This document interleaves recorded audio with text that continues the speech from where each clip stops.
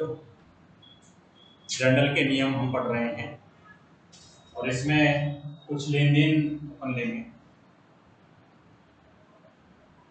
Journal प्रविष्टियां करेंगे। Journal प्रविष्टि का नियम यही है कि जितनी रकम डेबिट में होती है उतनी रकम आपकी क्रेडिट में। एक क्वेश्चन हम ले रहे हैं। अब देखिए उसमें लिखा है कि मनीष ने 60,000 रुपये नकद, मनीष ने 60,000 रुपये नकद,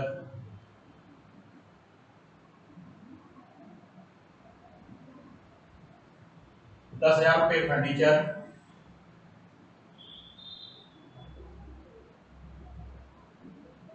10,000 रुपये फर्नीचर,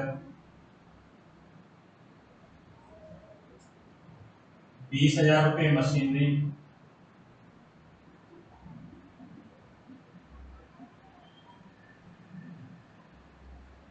तथा 5,000 रुपये के स्टॉक से, 5,000 रुपये के स्टॉक से व्यापार प्रारंभ किया।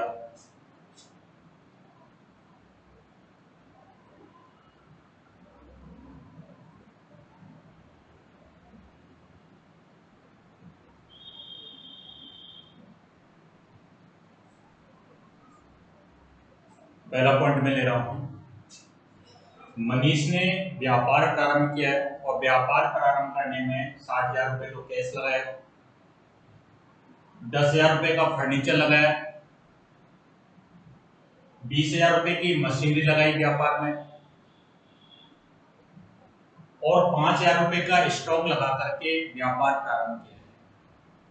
व्यापार में जितनी भी संपत्तियां आ रही हैं, कैश, फर्नीचर, मशीनरी और स्टॉक, संपत्ति से संबंधित खाते हैं और माल और संपत्ति अगर व्यापार में आते हैं तो उन्हें डेबिट करते हैं। तो ऐसी स्थिति में आप देखिए कैश, दूसरा फर्नीचर,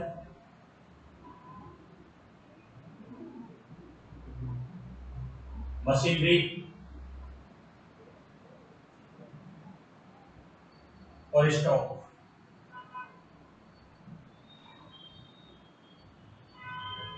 चार संपत्तियां व्यापार में आ रही हैं, कैश, फर्नीचर, मशीनरी और स्टॉक। व्यापार में ये चीजें आनी है।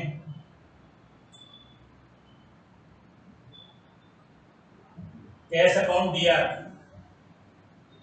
व्यापार में फर्नीचर आ रहा है तो फर्नीचर अकाउंट दिया, मशीनरी व्यापार में आ रही है तो मशीनरी अकाउंट दिया, व्यापार में स्टॉक, स्टॉक अकाउंट दिया। और व्यापार जो हम प्रारंभ करते हैं पूंजी से करते हैं तो टू कैपिटल,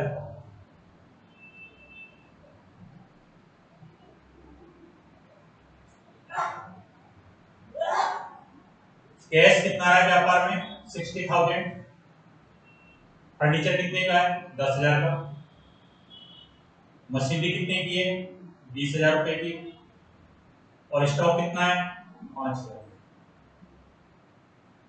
ये व्यापार में संपत्तियां आ रही हैं। व्यापार जो प्रारंभ करते हैं हम पूंजी से प्रारंभ करते हैं, पूंजी का क्रेडिट शेष होता है टू कैपिटल अकाउंट 95,000।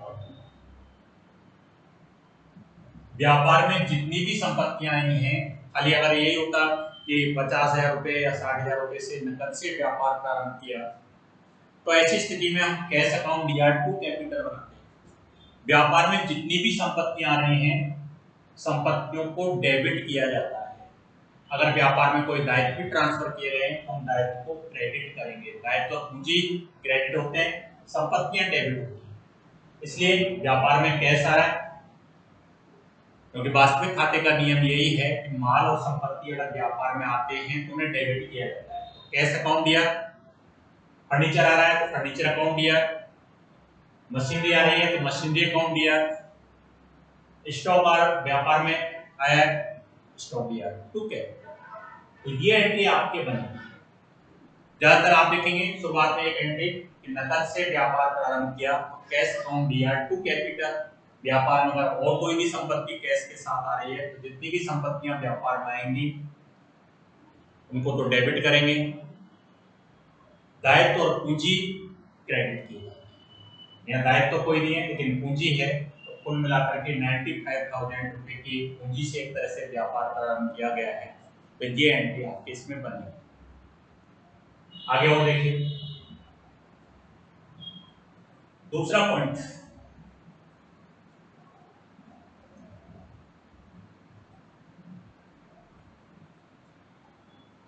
आपको इसमें लिखा है कि नकद क्रय 35,000 रुपए, नकद क्रय कितनी अमाउंट है, 35,000। नकद क्रय 35,000।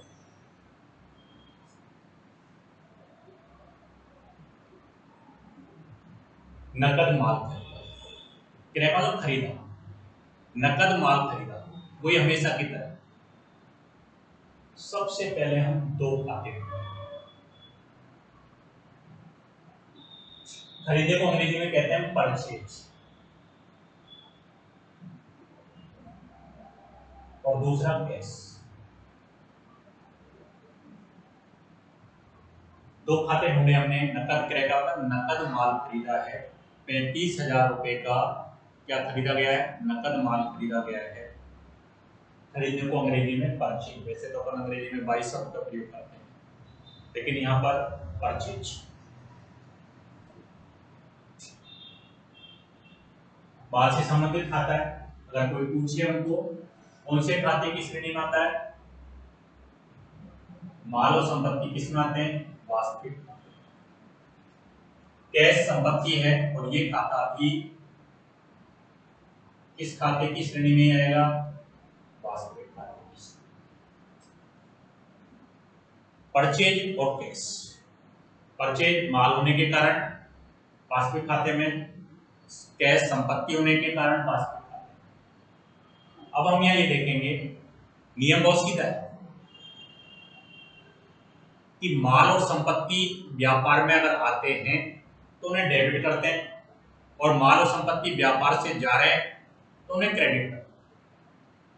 अब यहां देखिए माल खरीदा, माल आया होगा हमारे पास और माल आ रहा है हमारे पास, परचेज को मैं क्या करूंगा, डेबिट करूंगा, दिया डेबिट करो दिया, परचेज अकाउंट दिया। और माल खरीदने में अपने पास से गया क्या होगा, कैश गया होगा, और कैश गया होगा संपत्ति गई है, टू लगाने का मतलब ही क्रेडिट हो जाता है। यहाँ entry purchase account DR to cash account, purchase DR के सामने भी अपन 35,000 लिखेंगे और टू कैश अकाउंट के सामने भी 35,000 रुपए लिखेंगे। हमारी जो एंट्री बनेगी purchase account DR to cash 35,000। नकद माल खरीदा, नकद क्रय किया, परचेज डीआर टू कैश। आगे और देखिए एक पॉइंट,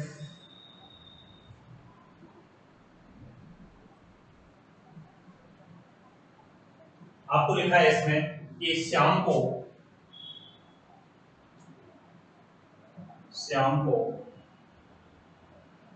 20,000 रुपए, श्याम को 20,000 रुपए सूची मूल्य का माल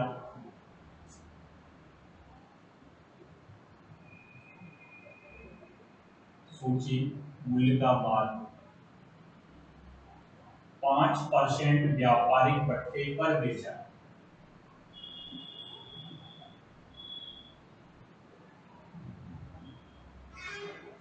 5% व्यापारिक भत्ते पर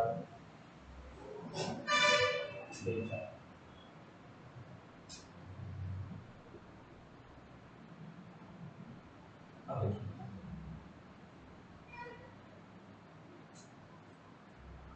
टॉपिक पढ़ा था अपन ने भट्टा छूट, दो प्रकार के, व्यापारिक बट्टा और नकद बट्टा। व्यापारिक बट्टा माल उधार खरीदते समय या माल उधार बेचते समय व्यापारिक बट्टा दिया जाता है। व्यापारिक बट्टे की कोई प्रविष्टि नहीं दी जाती। एंट्री में बट्टे खाते को डेबिट क्रेडिट नहीं करेंगे। कौन से व्यापारिक बट्टे की स्थिति में? व्यापारिक बट्टे की स्थिति केवल रकम घटा के दिखानी है। जब भी व्यापारिक बट्टा होगा आपको एंट्री में केवल अमाउंट घटा करके दिखानी है। इसका मतलब यहाँ पर श्याम को 20,000 रुपए का माल जो बेचा है, कितने परसेंट व्यापारिक बट्टे पर बेचा है? 5% पर। तो 20,000 रुपए का 5%, 1,000। श्याम को 19,000 रुपए का माल बेचा है क्या? और श्याम को 19,000 रुपए का जो माल बेचा है उसकी एंट्री आपको बनानी है। 20,000 का माल नहीं बेचा, श्याम को 19,000 रुपए का माल बेचा है, तो श्याम को 19,000 रुपए का माल बेचा। दो खाते प्रभावित हो गए, एक तो श्याम और बेचने को हम कहते हैं बिजनेस सेल्स।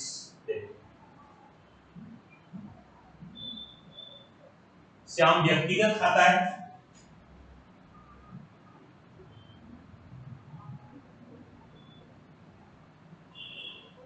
सेल्स वास्तविक खाता है, माल से संबंधित है और वास्तविक खाते से।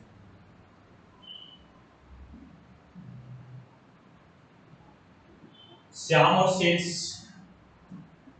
श्याम को माल, आप भूल जाइए श्याम को 20,000 का नहीं 5% डिस्काउंट काट के 19,000 का माल बेचा। श्याम किसी व्यक्ति का नाम है और व्यक्ति के नाम किस खाते की श्रेणी में आते हैं? व्यक्तिगत खाते की श्रेणी में आते हैं। सेल्स माल बेचा,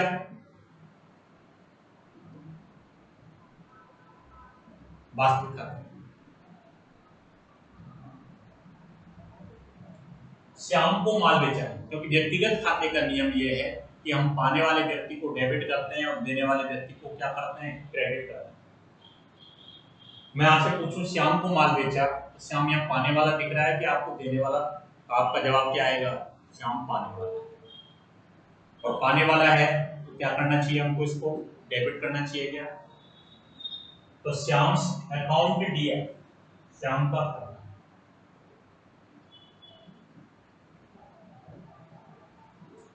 श्याम को डेबिट क्यों किया? क्योंकि व्यक्तिगत खाता है और श्याम यहाँ पर पाने वाला है।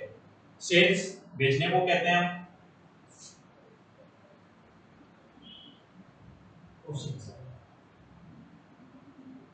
श्याम अकाउंट दिया है टू सेल्स 19,000।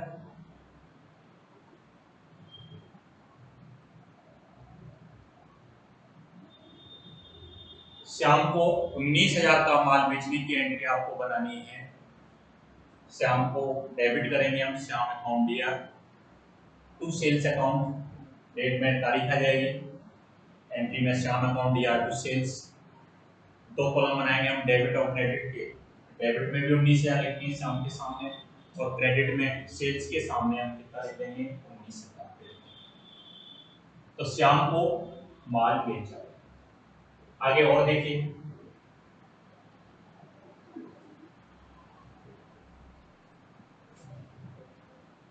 एक पॉइंट और दिया हमको, राजेंद्र से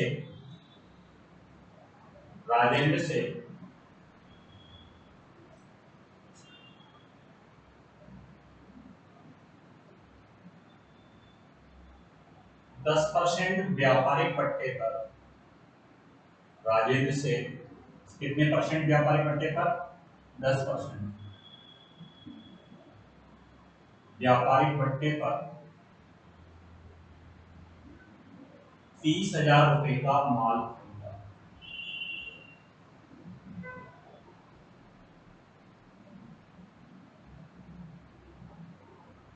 30,000 रुपए का माल खरीदा। देखिए क्या लिखा है मैंने? राजेंद्र से हमने माल खरीदा है 30,000 का माल कितने परसेंट व्यापारिक भट्टे पर? 10%। जब भी व्यापारिक भट्टा आ जाए तो आपको भट्टे के लिए कोई भी खाता डेबिट अथवा क्रेडिट नहीं करना है, केवल रकम घटा करके आपको दिखानी है। 30,000 का माल 10%, तो 30,000 का 10% 3,000। इसका लाभ श्याम से हमने राजेंद्र से हमने कितने रुपए का माल खरीदा है? 27,000 रुपए का ही माल खरीदा है।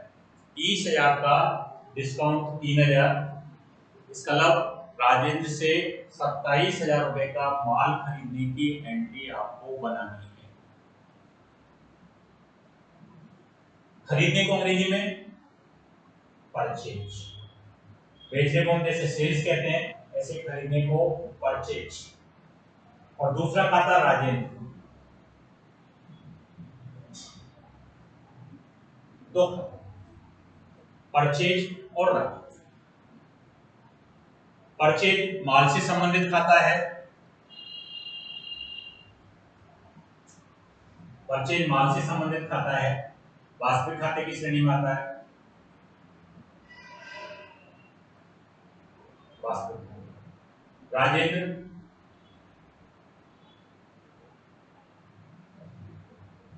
व्यक्तिगत खाता, राजेंद्र से माल खरीदा और राजेंद्र से जो माल खरीदा है, पहली बात परचेज की, माल से संबंधित हो गया, वास्तविक खाता हो गया। नियम,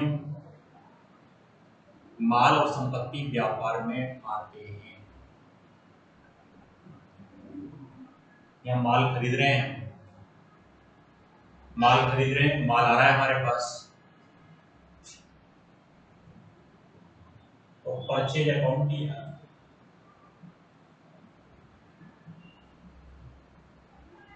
माल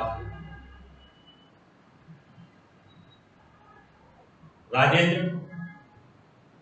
से माल खरीदा है, राजेंद्र व्यक्तिगत खाता है और राजेंद्र व्यक्तिगत खाता है,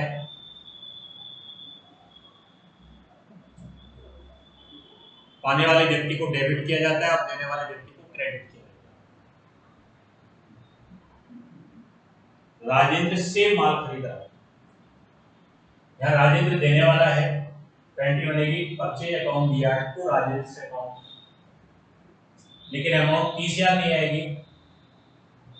कितने रुपए का माल खरीदा है? परचेज दिया में भी 27,000 लिखेंगे और राजेंद्र के सामने क्रेडिट में भी 27,000 रुपए की रकम आपके आएगी।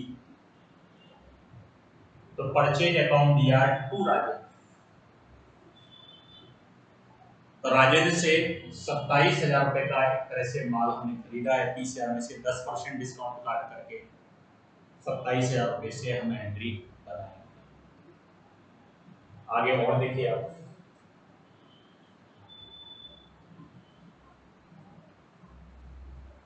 एक छोटा सा पॉइंट और, 3,000 रुपए का माल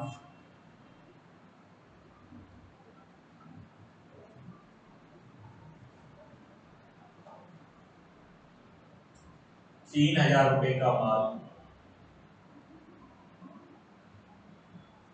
कितने रुपए का माल? 3,000 रुपए का माल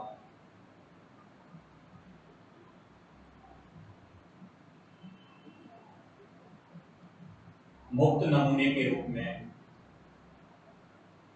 बांटा गया। 3,000 रुपए का माल मुक्त नमूने के रूप में बांटा गया।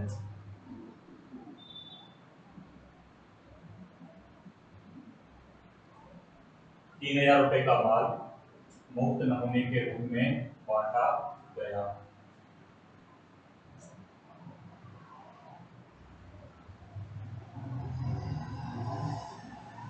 पहले हमको खाते हैं, मुक्त नमूने को हम कहते हैं अंग्रेजी में फ्री, फ्री कहते हैं मुक्त, नमूने को कहते हैं अंग्रेजी में सैंपल। भाई मुक्त नमूने के रूप में हमने माल जो बांटा होगा, पहले हमने माल खरीदा होगा जब तो मैं बांट सकता हूँ। खरीदे गए माल में से तो मुक्त नमूने के रूप में बांटा गया होगा। तो दूसरा खाता परचेज।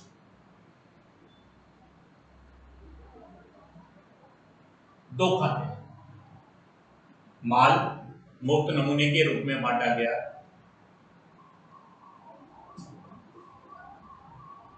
फ्री सैंपल व्यापार के लिए हानि है, अवास्तविक खाते की श्रेणी में, और हानि और खर्चों को हम डेबिट करते हैं क्या?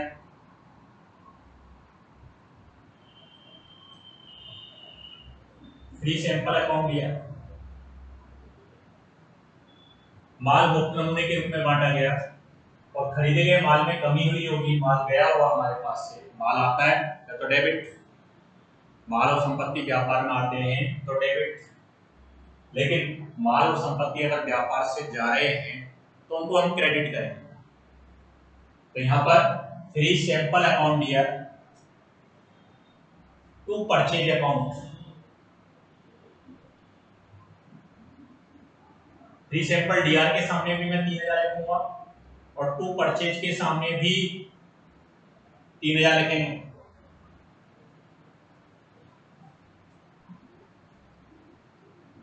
Free sample D R to purchase account,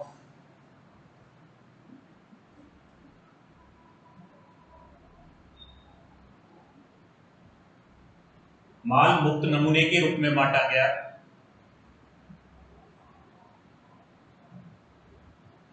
अवास्तविक खाते की श्रेणी में, हानि और खर्चे डेबिट होते हैं इसलिए इसको डेबिट किया। खरीदा गया माल हमारे पास से कम हो रहा है इसलिए परचेज, माल गया हमारे पास से, माल खरीदते हैं तो माल आता है, यहाँ खरीदे हुए माल में से हम माल दे रहे हैं, हम मुक्त नमूने के रूप में बांट रहे हैं तो क्रेडिट करेंगे। तो एंट्री बन गई free sample account DR to purchase. बैठ रही है, देख लिया आपने, उतार ली, समझ में आई है। आगे देखिए,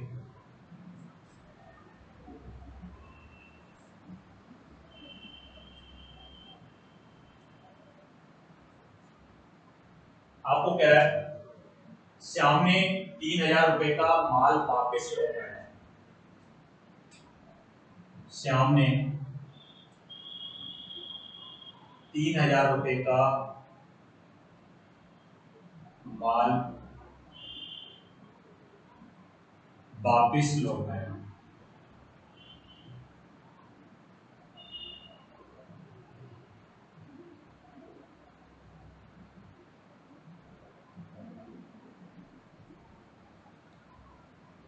श्याम ने कितने रुपए का माल वापस लौटाया? 3000 रुपए का माल वापस लौटाया। उससे पहले हमने एंट्री में देखा था श्याम को हमने 5% व्यापारिक बट्टे पर माल बेचा था। श्याम को पहले माल बेचा गया था और वही माल श्याम को बेचे गए माल में से 3000 का माल हमारे पास वापस आ रहा है, बेचा हुआ माल वापस आ रहा है, सेल्स रिटर्न, विक्रय वापसी। माल बेचने जब तो सेल्स, बेचा हुआ माल वापस आ रहा है और सेल्स रिटर्न, तो एक खाता तो प्रभावित होगा सेल्स रिटर्न,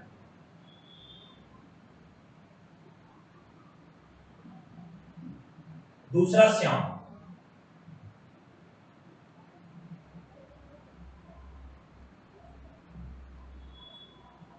सेल्स रिटर्न और श्याम,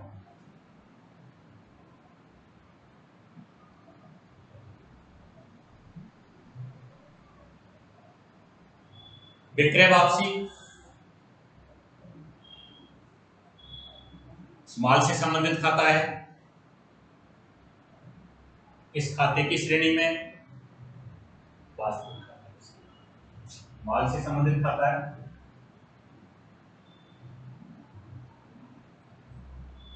वास्तविक। श्याम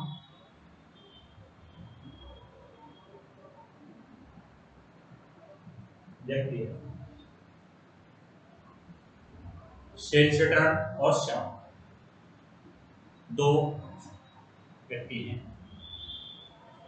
दो खाते हैं। सेल्स रिटर्न, बेचा हुआ माल हमारे पास वापस आया। नियम क्या कहता है? माल और संपत्ति व्यापार में आते हैं तो उनको डेबिट करते हैं। माल और संपत्ति व्यापार में अगर आते हैं तो उनको क्या करते हैं? डेबिट करते हैं। ऐसी स्थिति में यहाँ बेचा हुआ माल हमारे पास आ रहा है, माल आता है या संपत्ति आती है, उसको डेबिट करते हैं। इस नियम से हम सेल्स रिटर्न को क्या करेंगे? डेबिट करेंगे। सेल्स रिटर्न अकाउंट दिया और देने वाले व्यक्ति को हम क्या करते हैं? क्रेडिट करते हैं। श्याम ने लौटाया।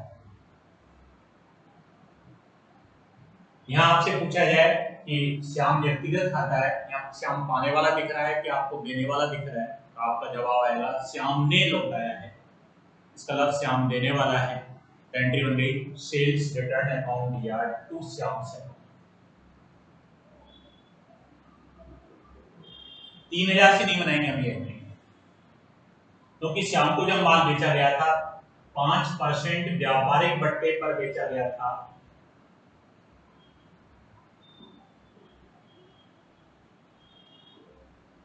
इसका मतलब श्याम ने 3000 का माल वापस नहीं लौटाया। 3000 का 5%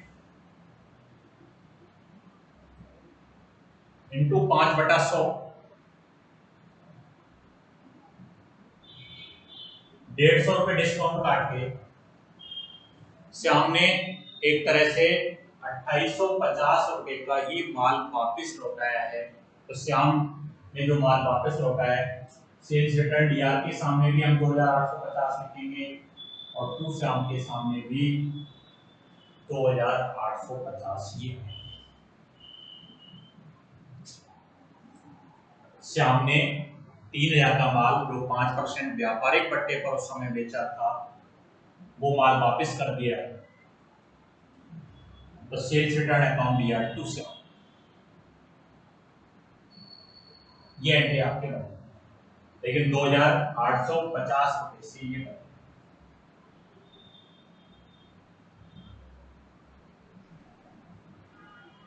आगे हमको क्या है?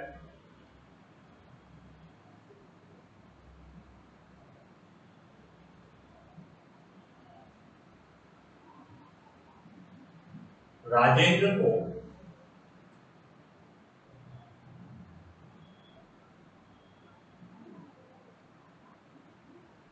4000 रुपए मूल्य का माल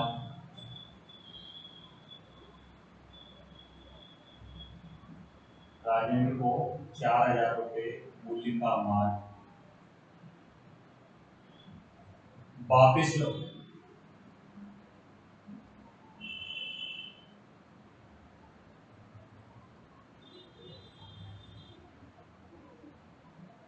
राजेंद्र को 4000 रुपए मूल्य का माल वापिस लो।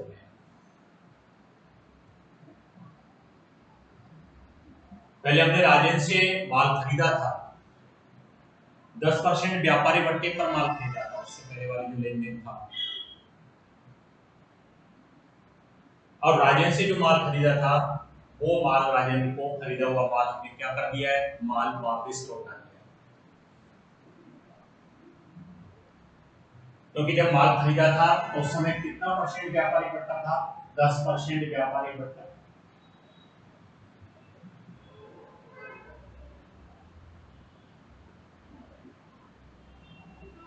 ₹4000 का माल 10% व्यापारिक बट्टे पर लौटाया एक तरह से, क्योंकि जब माल खरीदा गया था उस समय 10% डिस्काउंट था।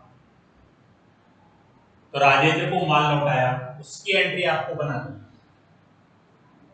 एक तो राजेंद्र का खाता, व्यक्तिगत खाता है क्या? राजेंद्र,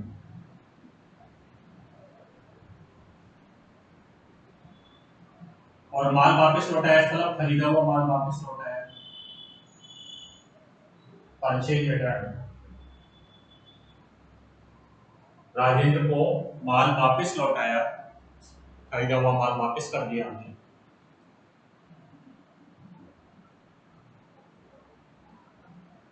व्यक्ति है राजेंद्र, किस खाते की श्रेणी में, तब हम सीख गए उत्तर।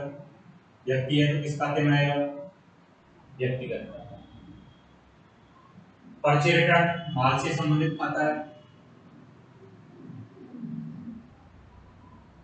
किस खाते की श्रेणी में, वास्तविक।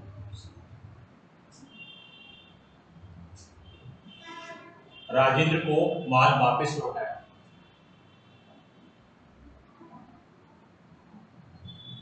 राजेंद्र पाने वाला है और राजेंद्र को माल लौटाया।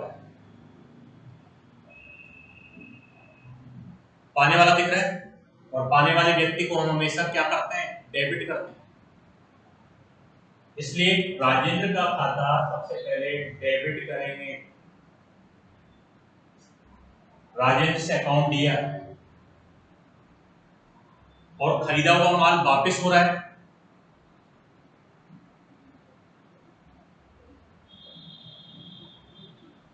माल आता है तो डेबिट, और खरीदा हुआ माल हमारे पास से गया।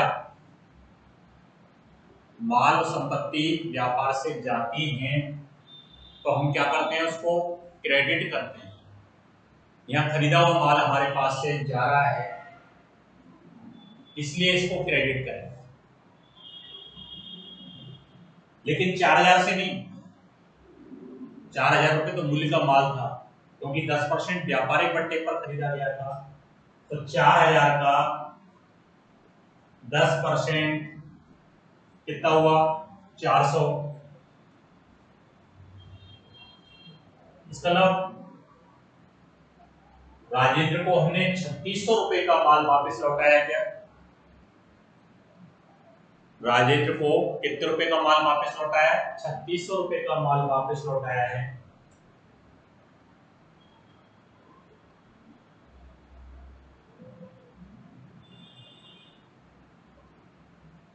राजेंद्र दिया, व्यक्तिगत खाता है क्या,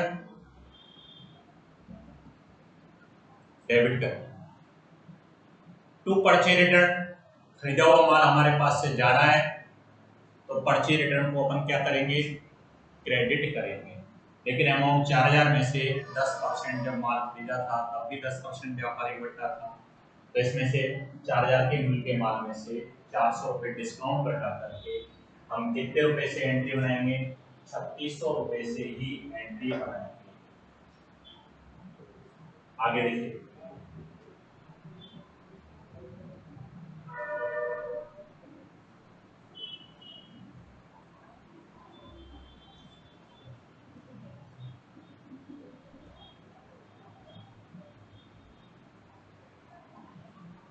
एक दो पॉइंट और दे रखा है हमको। निजी प्रयोग के लिए, निजी प्रयोग के लिए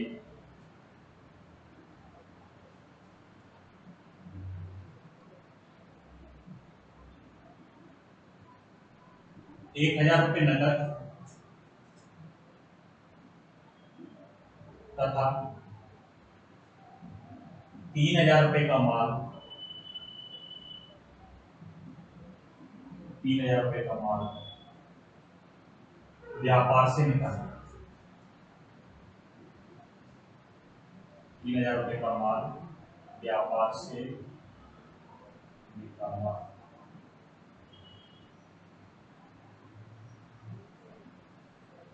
निजी उपयोग या घरेलू उपयोग के लिए हम रुपए या माल निकालते हैं।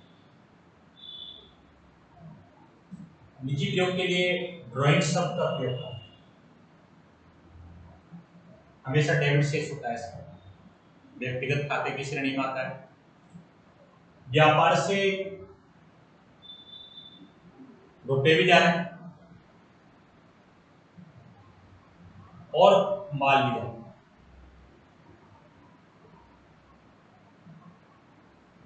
निजी प्रयोग के लिए रुपए भी निकालें और माल भी निकाला।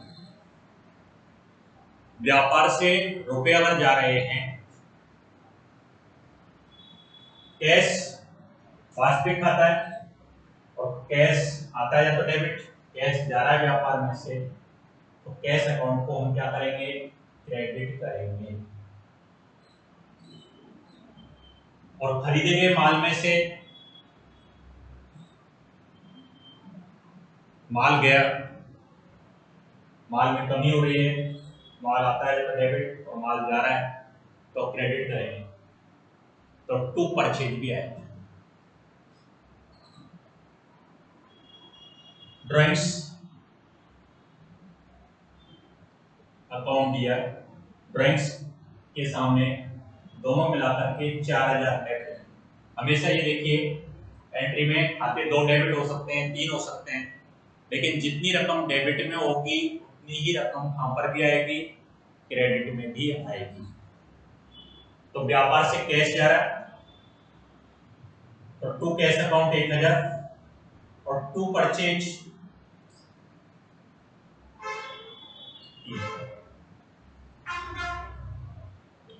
ड्राइंग्स अकाउंट दिया टू कैश और टू परचेज। निजी प्रयोग के लिए या घरेलू उपयोग के लिए हमने रुपए भी निकाले हैं और क्या भी निकाला है, माल भी निकाला है। तो व्यापार से कैश जा रहा है तो कैश को क्रेडिट करेंगे, माल जा रहा है खरीदे हुए माल में से तो टू परचेज। एंट्री हमारी बनेगी, ड्राइंग्स दिया टोटल 4000, टू कैश उसमें से 1000 गया और टू परचेज 3000 रुपये आपके लिखे जाए। बता दो इसको,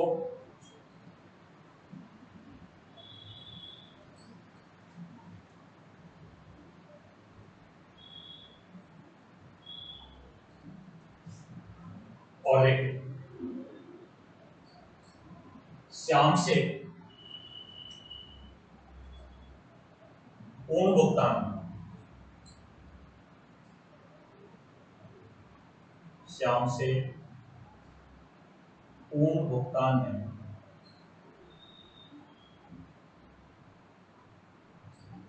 15,500 रुपये प्राप्त। श्याम से पूर्ण भुगतान में 15,500 रुपये प्राप्त।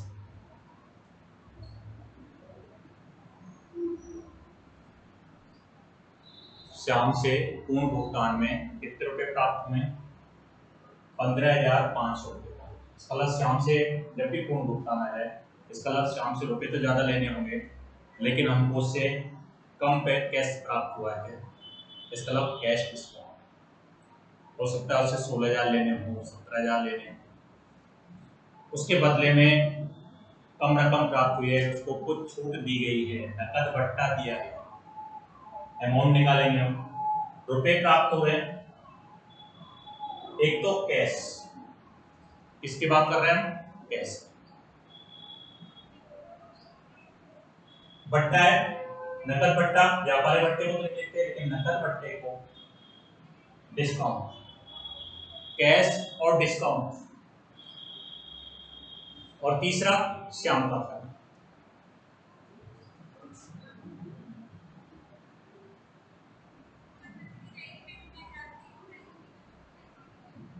अब पहले हम ये देख लें कि श्याम से जो 15,500 रुपये मिले हैं, हमको श्याम से मिलने कितने हैं। पहले हम ये देखेंगे श्याम से हमारा हिसाब था कितने का। श्याम का जो नाम आया था, सबसे पहले श्याम को 20,000 का माल 5% व्यापारिक पट्टे पर आपके बेचा गया था, और श्याम को बेचा गया था 5%, 1,000, 19,000 रुपये का हिसाब था। और 19,000 का माल एक तरह से श्याम को उधार बेचा गया था। उसमें से हम ये देखेंगे कि श्याम ने कितने रुपए का माल आपके वापस लौटा दिया। इसमें से 3,000 का माल 10% डिस्काउंट काट करके 300 रुपए कम करके 2700 का माल उसने लौटा दिया।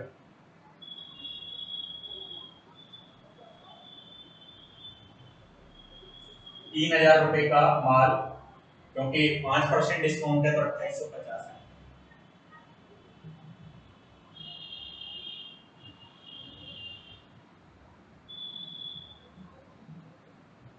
16,000 का माल बेचा गया था, 20,000 में से 5% घटा करके 19,000, 3,000 का माल वापस आ गया तो 150 रुपये डिस्काउंट काट के 2850, तो 16,150 रुपये श्याम से हिसाब लेना।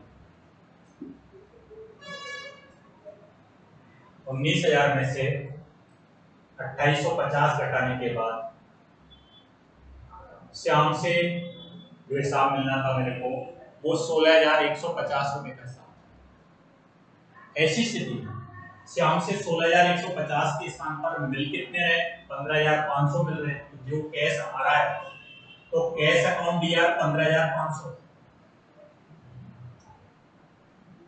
बट्टा जो दिया गया कैश और डिस्काउंट हमेशा साथ चलते, तो डिस्काउंट दिया 650 और श्याम देने वाला व्यक्ति है तो टू श्याम से अकाउंट 16,150 रुपये। तो ये एंट्री आपके बनेगी, कैश अकाउंट दिया 15,500, डिस्काउंट दिया 650 और टू श्याम 16,150। तो ये कुल मिलाकर के 16,150 रुपये से एंट्री बनेगी। 19,000 का माल बेचा गया, 19,000 के माल में से 2850 का माल वापस आ गया, 16,150 का हिसाब बना। 16,150 में से कितने आए उसके पास से 15,500, डिस्काउंट दिया करेंगे हम 650 और टू श्याम जो देने वाला है उससे जो अपना टोटल हिसाब मिलना था वो कितने रुपए का मिलना था, 16,150 रुपए का आपके हिसाब मिलना था। तो इस तरह आपके ये एंट्री पूरी कंप्लीट होगी। पूरा हिसाब देखेंगे 16,150 का पूरा हिसाब बनता है, ये समझ में आई होगी। आज का मेरा ये व्याख्यान यहीं पर आपके समाप्त होता है। धन्यवाद।